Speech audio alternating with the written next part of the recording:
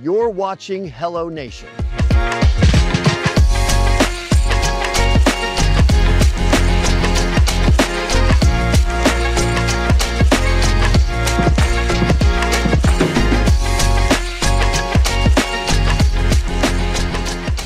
Hello and welcome to the Hello Nation podcast, your voices of good news. I am Tim Epner, and joining us today as part of our Hello Swim School series is nationally recognized swim educator and expert Woody Alpern, CEO and co-owner of the Big Blue Swim School. Woody, welcome to the show.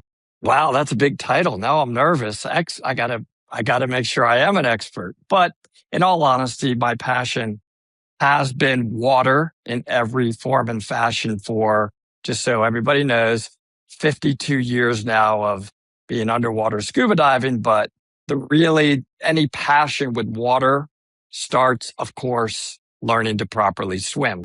You and I have a little bit of a rapport because when we took out the big ol' Hello Nation RV, we actually came to one of your swim schools.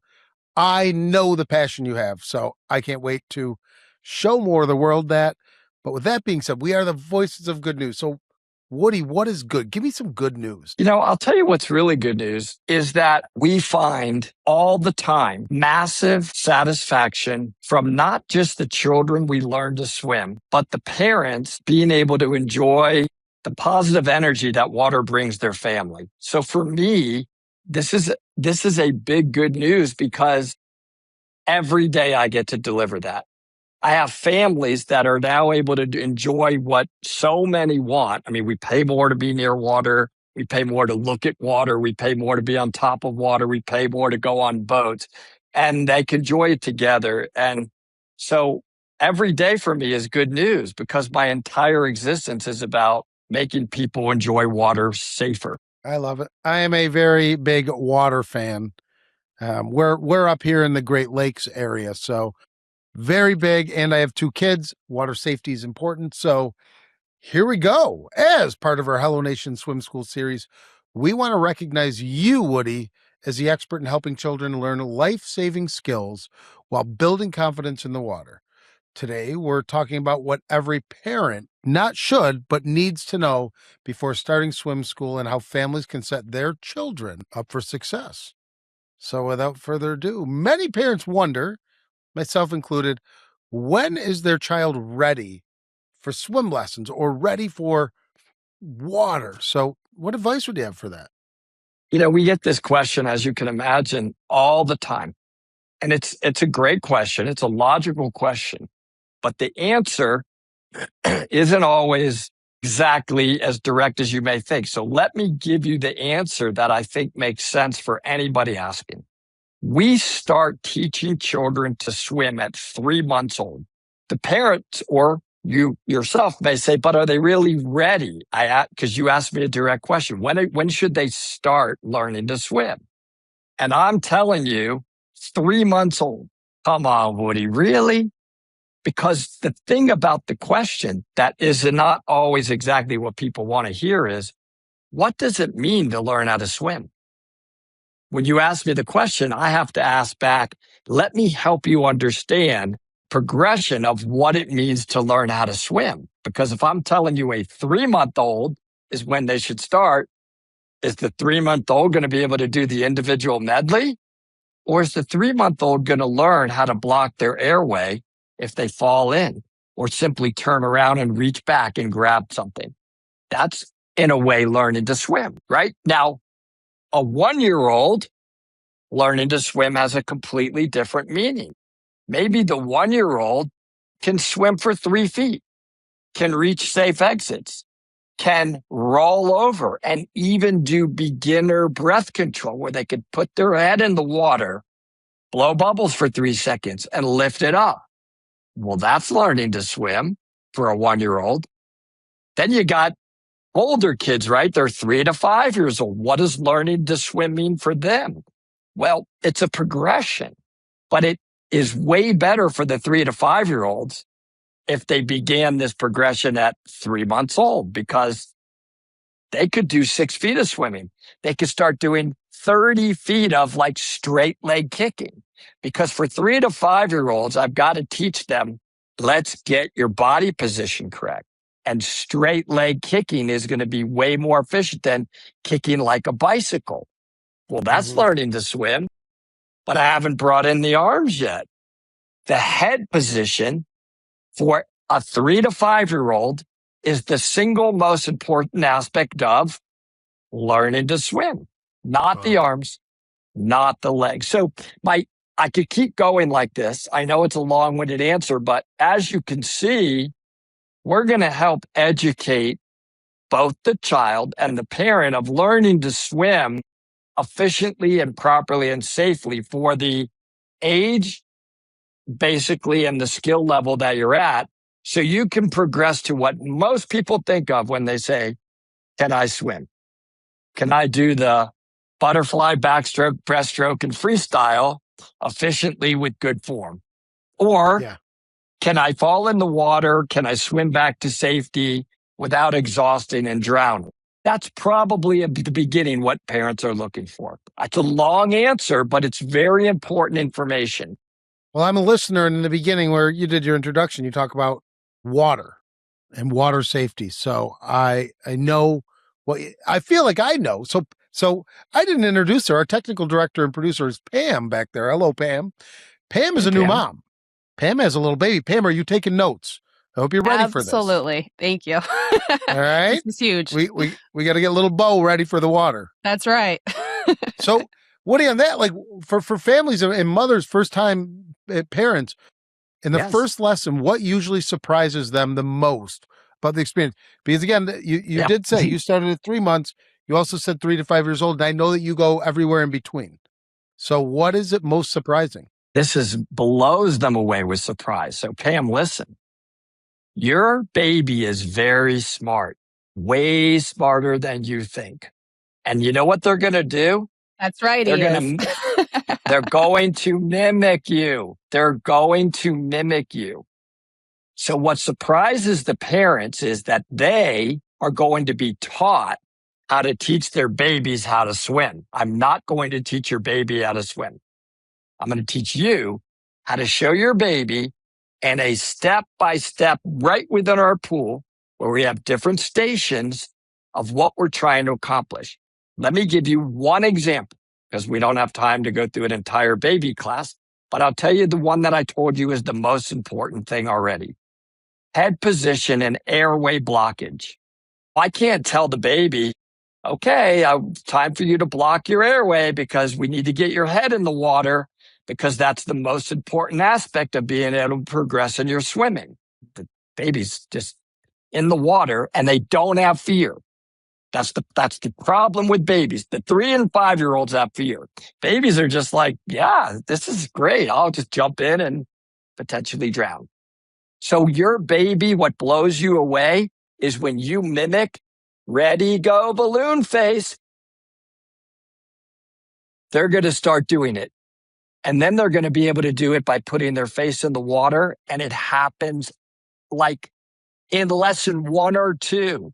And you're watching a 3-month-old mimic you doing that. And then everybody can't. That's what blows them away. That's the answer, Tim, is that you can't believe through these studies we've done. This isn't random of doing these techniques in the way we show you how fast these babies pick that up. And frankly, they're learning to swim without even knowing it. I mean, it's not surprising at all. I know Bo right now, he's mimicking clapping and smiling and all the things. So that makes total sense that, of course, they would mimic that as well. So that's so good to hear. They mimic wall crawling. We get a little baby that's going to hold onto the wall and just reach up for a toy, right? They'll watch you reach up for the toy while clenching the wall. Think about what the baby's learning there. Developing skills of strength, how to leverage their body, hold on to something in the water. Like all of these things, it blows my mind and it blows away a lot of parents of after 30 minutes, these babies are doing that. It's awesome to watch. I think the bigger thing too is exactly what you said, the safety. One of the things you didn't touch on, and I know that you know this statistic is, and not to go negative with it because we're here for positive, we're here to learn. What is the percentage of deaths with children around water? It's very scary. It's the number one cause of death among children ages 1 to 4. And the second leading cause of injury-related death in children ages 1 to 14. We know that if they take formal swimming lessons, okay, are you ready? This is not a Woody. This is published by the CDC.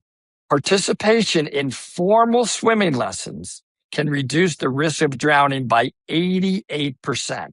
So the number one cause of death still today for children 1 to 4 is drowning. And we can reduce that by 88% with formal swim lessons. And what we do is what I preach this is it's a very easy mnemonic called SAFER. SAFER, SAFER. Swim with a buddy. A, acquire CPR and first aid training. You know how important it is to be able to quickly administer CPR and first aid. God forbid a child is already had some form of drowning. They're still breathing, but they're dry drowning. The fluid's building up inside of them. Find and reduce water hazards around your pool. Keep them from tripping. Enroll in swim lessons. I don't care where. I just told you 88% reduction. And then the R is you got to respond fast and you got to get 911 emergency there. So I'm also not trying to be a doomsdayer, but these are the statistics, Tim. I have no reason to make that up, right? You asked the question and I don't think it's negative. Like I said, I started saying I'm a parent. Number one is this is negative. This is about safety. That's why we're talking to you. 52 years. I think I heard it right in the beginning. You've been around water, and you and I talked even before. I too am a scuba diver. I think the world of water, Kevin Costner should make a movie about it, is amazing that we have this around us, and to not be able to utilize it. And like I said, I love what you're doing and what a world that being in the water provides. For both of you and anybody listening or watching this, I could not put down this book. And I know it's a cliche. Go read this book. Nobody has time to read books, except for I'm telling you, you will definitely 100% not be able to put down this book. It's called Blue Minds. I've got 10 seconds to tell you what the book is about. You got 15 or 20 if you want. There is science behind why are we absolutely so attracted to water. You seek it in vacations, you seek it on where you live, and it's just changes your life for the better. Now, it goes into an unbelievable stuff that you've never thought of when you read the book Blue Minds, but one of them is something that is discussed in science, and that is negative ions. When water splashes up against something, it releases negative ions into the air, into what you breathe, into what you ingest. Later, Google the power of negative ions. The ion particle, the negative one, makes you live longer, makes you smarter, makes you have better eyesight, better hearing, ingest food better, more energy. Not because I like water, but because a higher power made water that is moving have negative ions. Why? Did we come from water? Are we really just still seeking to go back to where we came from? I don't know. But I do know that every single time I'm in the water, I feel so much better. And I definitely want to always live and look at water. I hear you. Because even a pool, you could look at a pool, go to a pool, you see the joy in the people at the pool. I think it's hard not to have so much joy around it. So, you go to these amusement parks, right? You take your kid to an amusement park. If there is one of those fountains, have you ever noticed that the kids can run through? They're done with the rides. The only thing they want to do is run through that water, no matter whether they know how to swim or not. They want water, always water. Why? It's not just to cool off. Something more must be there. Read Blue Minds. I'm going to read it again. That's how much I loved it. You're inspiring me to do it. I love it. And I'll tell you what, I'll follow up the next time we do this. I'll tell you how much I liked it. That's a promise for me to you. But now on the same Awesome. thing, right? So we're talking about it. You said, 3 months, a child doesn't know fear. They're okay, whatever, mom did this. But like some children are nervous or scared of jumping in. So how do your instructors specifically help those nervous children build the confidence to, I'll use the word love water or be confident? It's a great question. And we talk about this with our staff all the time. When the child develops fear, it's because they realize I don't have a skill set to do what you are asking me to do. And what we have to get the instructors and parents to understand is what you know and seems easy and natural can't be portrayed on who you are trying to teach anything to in life, because there's always a start. The old days of throwing the kid in like my dad did and hoping you survive and you're going to learn to swim and I will drop you in and you'll make it are gone. Because we've learned that instead, what we want to do is develop trust. Let me start off by telling you this. You don't have to do anything you don't want to do today. I just want you to have fun. The only goal I have with you right now is to have fun. And I'm here, right here with you. If you got to hold on to me the whole time and just enjoy our warm water, play with a couple of toys, that's it. All I want to tell you is no matter what, I got you. Let's just have a good time. And it could be sitting right here on the bench. Just splash some water. You could splash me. We could have some fun. And you build a trust relationship with the child, which is why with any good swim program, the bonding between the child and whoever's teaching them to swim is going to enable the child to get rid of the fear so they can at least trust you to try something. Little baby steps. And once they can block the airway, I'm going to go back to the beginning.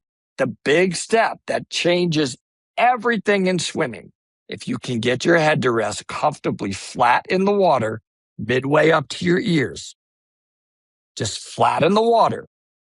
And I say, Tim, I want you to swim with your head up, your arms out parallel, and your legs parallel to the water. You will not be able to do it. Your arms will fall. And I'll end this question with this. Watch the Olympics. They do not, if the swimmers did not have to breathe, they would never, ever turn their head and take a breath. They want that head flat in the water to make swimming more efficient and streamlined. So you could just motor with those straight leg kicks in the back and keep those arms and those legs parallel to the water. Everything's about the head in swimming. But I got to get you to trust me to enable me to let your head relax in that water. And once I get that trust from a 3-year-old, they fly with progression. That's awesome. And Woody, I would love to get your feedback. As a new mom, you hear a lot about paddle jumpers, and I feel like there's a lot of opinions on them because they can kind of take away from what a child knows about swimming from those swimming lessons, because it doesn't really teach or enforce the lessons that were taught during those swim lessons. It doesn't help them swim. So, when they're not on, it could kind of cause an issue. So what is your opinion on paddle jumpers for parents? Should they put their kids in them, or is it a huge risk or danger? What are your thoughts on that? It's kind of a bit of a controversial issue. And frankly, I don't want to do anything to ever jeopardize safety, ever. I tell parents when they come to our swim schools, and this is a roundabout way of answering your question, is that our swim tools are isolation devices and not to prevent safety of the child. So if you see anything that we put on the child, I'm getting to your answer, is nothing to do with safety. It's to isolate their brain on what I don't want them to focus on. If I have on their arms a kickstick, or something like this, look at this. See this thing? Yep. Looks like a a bell, right? Like the thing you lift weights with. A barbell. A barbell. Yeah. And I have the barbell on my arms when I'm swimming. My arms are no longer having to do anything, are they? They just sit there and float on this. Right? Is that for safety? Or is that to eliminate the need to think about my arms? Because I got to focus right now on straight leg kicks. You, as the parent, are the life safety device for your child when they don't know how to swim. And the more you put that kind of thing on them, or any kind of thing on them, the more they're going to rely upon it, which is going to delay the ultimate, which is learning to swim by trusting you to help them progress. So it takes more time, and it eliminates the lazy approach of, I just want to enjoy myself for a second and let my child float around. Well, don't be lazy. Spend some time with them, getting you to be their flotation device. And you won't need to be that flotation device for very long, because they're going to learn to swim. That's awesome advice. Yeah, thank you. I don't have any short answers. That's the thing. You're asking me questions. They're each going to take time, because we want to know. You're the expert. I just have to convey this info. It's because questions that you're asking are great, and we get them all the time. But these things I'm telling you work and benefit your child greatly. And I'm not saying you put them on a boat, you're going on a boat ride, they don't know how to swim. Don't use a properly certified flotation device. I did not say that. You should absolutely do that. But I want them to be learning to swim and safe in the water by themselves. Well, so on a similar note like that, the funny thing is Pam, ironically, when I met up with Woody, those were some of the questions that I had, right? Oh, this and flotation. And he said, like, if I isolate your hands, what happens? But like, what are other big misconceptions that parents have, specifically even about how quickly a child can learn? Big misconception about how quickly they can learn is that the parent is often more scared and nervous than the child, and needs to understand that sometimes have a misperception watching through that lobby of what's going on with their child when they think their child is struggling and, oh my God, you need to grab them and hold them or whatever, versus that the child is actually progressing and learning the proper form and technique. And it will happen typically in 2 or 3 lessons later. It's okay, parent. They're crying, they're upset. They don't even want to get in. We got this. It's going to happen. And once we get them to just get comfortable with that head position, mom and dad or grandparent, you're going to be shocked. You're going to be shocked how fast they're going to learn, even within 2 or 3 swim lessons later, compared to what you're seeing right now on day 1. So I would assume then, in that same, the way I'm hearing it is consistency, right? So consistency Definitely to develop those skills and confidence. Like how is it that you instill the consistency in it? Because I mean, I would imagine that lesson 1 and lesson 5 look very different, but there's things, whether a parent from the other side of the glass sees it or not. So what is it about the consistency that is most important? It's like anything you learn, it's got to become second nature. And the way we make sure that we tell the parent the importance of consistency is by a reward. What I mean by that is, if they have a certain level of attendance, anybody should do this. Forget about me. Any swim lesson should do this. If your child doesn't progress to whatever the next level is and was adhering to this consistent standard, you're here at least 85% of your scheduled lessons, which typically are once a week for 30 minutes. We find that beyond 30 minutes, it's a decrease in value during that time until they're maybe age 10. It's free. There is no charge for any more. If they attended 85% till they get to the next level with proper form and technique, it's free. That's how important consistency is, because I'm putting my money where my mouth is. The world believes you when you put your money behind it. So What they learned in the previous week when they accomplished that little skill check, we are going to build on it. But if we have to go back, because they haven't been here in 2 weeks, 3 weeks, or 4 weeks, and rebuild that initial step, because that step is always to get to so you can accomplish the next step. Well, then I don't want to say wasted, but I've wasted a few weeks of time. Because once the child does accomplish the skills that we're trying to get him to do, they realize it was so easy just by doing those beginning little steps. And then it sticks with them forever. And that same, how does a parent reinforce that and the child knows, you said 1 day a week, but how do you reinforce that to a child without it feeling like, I don't think a kid at 3 or 10 knows what homework is. I mean, probably 10, but how do you make it not feel like homework, but reinforce that? Well, we do give him homework, by the way, and we do it through videos. So what we do is we embrace technology now. When a child is learning to swim, we're giving immediate feedback digitally on all these little tiny incremental accomplishments within their swim lesson. And it shows them a video of what they need to practice. Could be in the bathtub.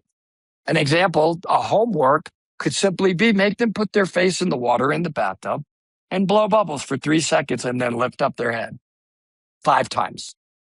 It's little baby bits of homework. We're not going to go say, okay, you got to go spend the next 4 days in the pool and go buy barbells and practice straight leg kicking. It's just little bits of practice can make a huge difference. But once a week, if they come once a week with not doing any of the practice at home, without doing any homework, they're going to learn to swim. They're going to learn to swim at that level that they're enrolled in at most we find within 24 to 26 weeks. Because if they don't, we're going to pay for it until they do. Don't worry about it is what I'm telling the parents. If you don't feel comfortable doing the homework, it's okay. We get it. Time. They got a million other activities, but if you come. Well, blowing bubbles doesn't sound like homework. I think that we could do that. Pam, you know what? We got homework for you, Pam. We want to see some bubbles in the bath tonight. You got it. Shocked. Pam, you will be so shocked.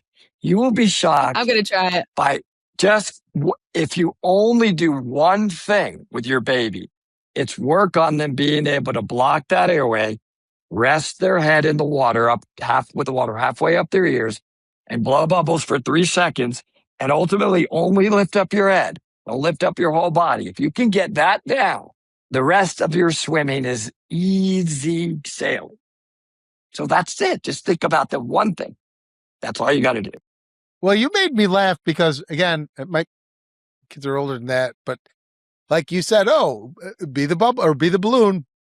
Like instantly went, oh, yeah, that would make sense. I mean, Pam, I see you smiling in there. It's like, all right, I can do that at home. Absolutely. That's a nice little, nice little freebie, as we like to call it. Okay, so now we know that Pam's child is an overachiever, but not every child learns the same personalities, whatever. How is it specifically should instructors or already, how is it that you've told your instructors to adapt to them? What is it that you look for, or what should parents look for in instructors for adaptability? This is a huge area. And I'm gonna tell you, those that are listening, that as much as the number one cause of death between young children is drowning, that goes way up when a child is, for example, autistic, way up. So what we have to do, Tim, is we have to say to ourselves, are we trained to be able to understand the language that a child is communicating to us in so we can train them properly? So adaptive swimming, we have brought into our programs through an organization. I don't own any of this organization, but you can learn a lot out there. I'm here to convey info, parents, by going to the Swim Angelfish website.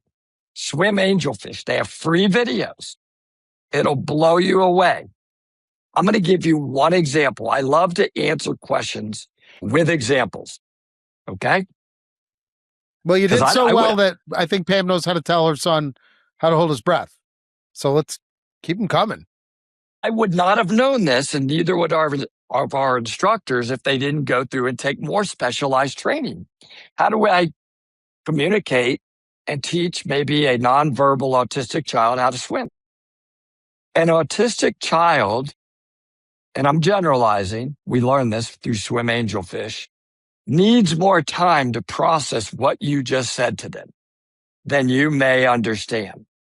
So, Tim, if I tell you, okay, Tim, I need you to wait on the bench as I move through, there's 2 other children, and I'm going to bring them off the bench. And while they're coming, you just wait right here on the bench. And you don't listen and you jump off the bench. And I tell you again, okay, remember, you got to stay on the bench. And you forgot everything I just told you, potentially, if you're autistic. You dismissed it, and you are reprocessing all over again what I just told you. But if I would have instead told you one time and gave you 4 or 5 minutes, even if you jumped off the bench again to process that, all of the sudden, they'd sit on the bench because I didn't repeat it. Opposite of what you would think. You would think I need to repeat it even more for maybe a child with that learns differently. It's exactly opposite. So what I'm answering your question is, you need training to be able to teach children that learn differently. And that's okay. But they do learn differently. They learn differently. They're going to need, for example, they like stimulus. So they will do way better if you put a sweatshirt on them in the water and let them go underwater and feel that buoyancy and stimulus and a little bit of weighting and security of a sweatshirt. Opposite of what you would think. You're going to put a sweatshirt on an autistic child that doesn't really know how to swim yet, but let them go underwater because they seem to be seeking to wanting to go underwater in that calmness. Let them do that for 5 or 10 minutes, and they're going to be way better up off the water. It's not maybe. This Swim Angelfish organization has been doing this for over 30 years by a trained PT and OT that do nothing but specialize in these techniques. And we've game changed these kids. And parents they're like, my child would never listen to me before. They would never even go into the shower. How are you doing this? Because we implement, to your point, different techniques. They don't learn the same way, but they learn. That's the answer. And it's wild to watch it in action. You know, you have an incredible amount of passion. And having done this for so long, even describing the sweatshirt thing, I could imagine from a parent's perspective of a child like that, where you're like, I can't even get him to go in the shower. Like, that has to be incredibly fulfilling. Like, we talk about good news, like that's got to feel, and I know you say you, but other instructors, it's got to feel incredible. Like that's a milestone. That's a hurdle that's been, done. Wow. So much so, Tim, that it's opposite of what we thought. We thought, oh, we're going to burden some instructors to have to go take this swim angelfish training separate from our training to earn what they call a swim whisperer certification. There's a waiting list within our swim schools for our swim instructors who want to take the swim angelfish training because they are moved by changing these children's lives that some of these children couldn't even relate to anybody in the past. And all of a sudden, they've changed that child's life forever. And the mom and dads literally walk in our swim deck and hug the swim instructor while crying. Many times that happens. You want to talk about fulfilling beyond your paycheck? They cry. You changed our world. And of course I'm moved by that. Everybody would be moved by that. Wow. I'll leave it. I'll just say, wow. We've heard a lot, an incredible amount, fulfilling knowledge. That's what I'm going to call it fulfilling, because I hear it as a parent. It's just, I'm fulfilled knowing it's out there, but the amount of knowledge that you have. So we've given a lot, but what is one piece of advice that you want parents who've been even thinking about swim lessons, but haven't taken the first leap into the pool yet? Well, what would that piece of advice be? I can't think of, and I know it's a passion answer again, I can't think of a bigger gift you're going to give your child than getting them in the water as soon as possible, starting at 3 months. I can't think of anything more that you're ever going to give them. And I'll finish this answer with this. It's really remarkable. And we tell our swim instructors this, and you think about this yourselves, guys, that when you think back to your childhood, sometimes it's difficult to remember various teachers that you had throughout your life or in elementary school. But for some reason, a child can always picture and remember their swim instructor. I don't know why. Well, I do know why.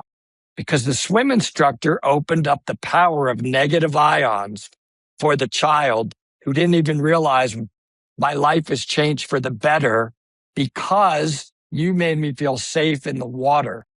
You were the one that made me have a better life, because there's nothing more powerful in this world that we were given than negative ions. And I'm going to go back to read blue minds. If you want to know why they remember their swim instructor, read blue minds. I don't remember my second grade teacher, but I can still close my eyes and visualize my swim instructor to this day. And I'm 62 years old. They gave me negative ions. I can't wait to go get some negative ions Saturday morning. Absolutely. I'm going out on the boat. But anyway, I need Enjoy. those. Woody, unbelievable so far, but we're not done. We got a little bit. We got one of our favorite segments. We call it Hello, Okay. Goodbye. Hello right. is, yep, you better believe it. Goodbye, yeah. I'm going to tell you why. I'm going to give you a few statements. I want either a hello, goodbye, and then why. So, Okay. you ready? I am. All right. The best way to help your child during swim lessons is to coach them from the sideline. Hello or goodbye? Goodbye. I mean, I would don't have even thought so have, too, but there's literally no hesitation. We don't even want the parent on the pool deck. You can be on the pool deck, but do you know who the child is going to learn the most from when they're taking swim lessons? I'm giving you the why. yeah, not the parent, the instructor. Not the parent, not the instructor, the other children. If they can do it, I can do it. And they're my age and they did it. I think I'm going to trust this.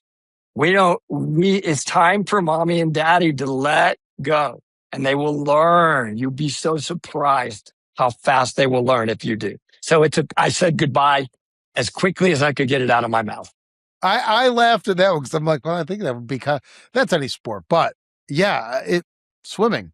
If that kid can do it, I can do it. All right, I'll make one up on the spot. Private lessons for swimming are better than group lessons. Goodbye. The children next to your child are going to be asked to do the same thing we asked your child to do, and they're typically the same age. We are watching the child that is scared, looking at the other child do it. We see them looking. We watch their eyes. And it's amazing how when we come back around, they are willing to now do it. Sometimes it only takes one round of them saying, no way. Okay, we'll go to child 2 or child 3. We don't do big group lessons. It's either 3 or 4 kids per instructor. But the 2 or 3 others that do it are going to give your child massive confidence, way beyond what we can give them as an adult. Love it. Here we go again. A child needs to be fearless before they can become a good swimmer. Goodbye. And the thing about it is that you have to go back to what I said very, very early on in this interview.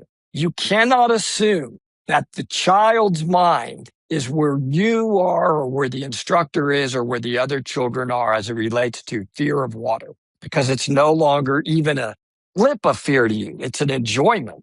But they had to start where fear is still there. So if they have massive fear, we have to understand and give them the respect that we recognize your fear and it's okay. They want respect just like we want respect. The moment we give them respect of their fear, they respect me back. They're like, okay, you're listening to me and you care and you're going to take care of me and I can trust you. But if you just lecture them and come on, whatever it is, you're not patient, you don't respect their fear, they're not going to respect you. They're like, you don't got me. You're not listening to me. I'm telling you, I'm screaming because I'm about to die and you don't seem to care. No, we care. And I respect that. And there's no way I'm not going to take care of you because that's a very valid concern. Love it. Go on the last one. You ready? Learning to love the water is just as important as learning swimming. Hello. I think they're the same. You're naturally already through science loving the water, but you just need to learn how to be safe in it.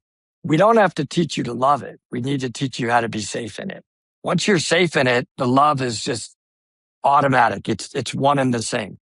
Learning to swim properly is going to give you so much joy for the rest of your life because now you're going to just cruise through that water so gracefully and it's going to change your life forever. So you can continue to bombard your body with the particles of negative ions because the more of them you get, the better you're going to be in all aspects of life. And I wouldn't take this from the so-called expert Woody because Woody learned that from other experts. And I'm going to encourage you again to read Blue Minds. It'd probably change your mindset forever.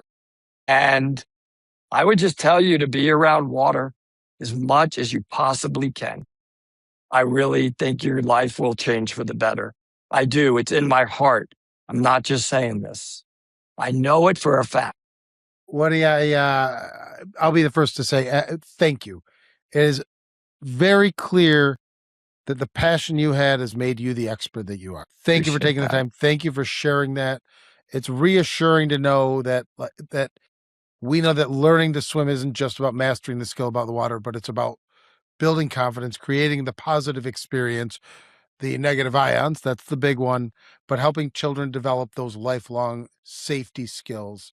Not just the children, but the parents of the children. Pam, looking at you, knowing that they're going to be safer and they're going to be more positive with it. So, Woody, I'm going to say thank you one last time. And to everyone, thank you. I am Tim Epner signing off with Woody Alpern from Big Blue Swim School. You heard it. You know why. You hear the passion. So this has been the Hello Nation podcast where good news travels faster.